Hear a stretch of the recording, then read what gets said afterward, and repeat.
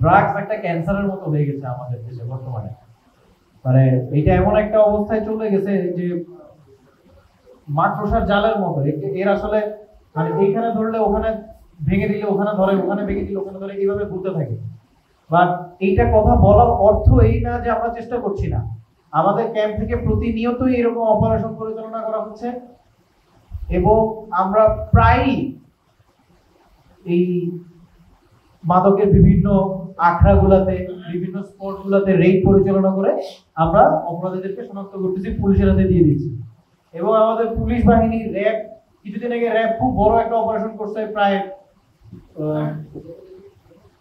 110 কেজির মতো গাঁজা এবং অন্যান্য আরো অনেকগুলা ড্রাগসের উপাদান গ্রেফতার করছে। পুলিশ প্রতিনিয়ত এই ধরনের অপারেশন পরিচালনা করতেছে, বাট তারপরে কি ড্রাগস কমে যাচ্ছে? কমে যাচ্ছে না। এই জিনিসটা মানে যেটা বললাম যে এরা মাকড়সার জালের মতো ছড়ায় পড়ছে। এখন এইখানে আমাদের করণীয় কি?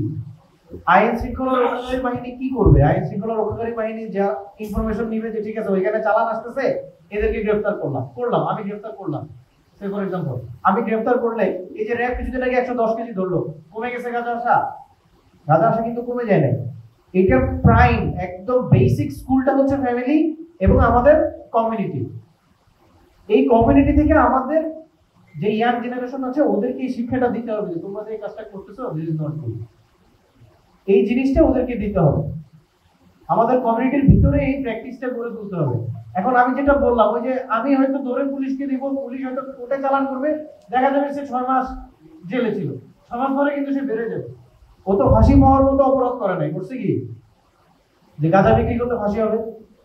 এরকম তো না। আপনারাই বুঝেন, মানে ওর এক্সপার্টিজই একটা জায়গায় যে ও গাঁজা বিক্রি করতে পারে, ওর তো পেট চালাইতে হবে।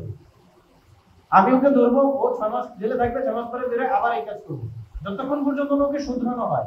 কারণ ও যে কমিউনিটিতে বিলং করে সেই কমিউনিটি যদি ওকে না শুধরায় ও তো শুধরাবে না।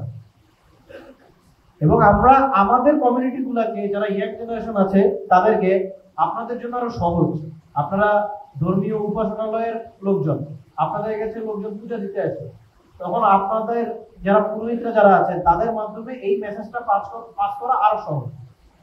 মানে সমাজ যতই উন্নত হোক, আমরা ধর্মীয় অনুশাসনের বাইরে কিন্তু এখনো পর্যন্ত বাংলাদেশের মানুষজন যায় না। যাই কি? যতই আমরা উন্নত হই, আমরা প্রত্যেকটা ধর্মের অনুশাসন গুলো মেনে চলার চেষ্টা করি, তাই না? আপনারা আপনাদের তরফ থেকে যদি এই মেসেজ গুলো দেন, আমার মনে হয় এটা আরো বেশি কার্যকরী হবে। তো আমি এক্সপেক্ট করবো আপনাদের তরফ থেকে এই মেসেজ গুলো যাওয়ার।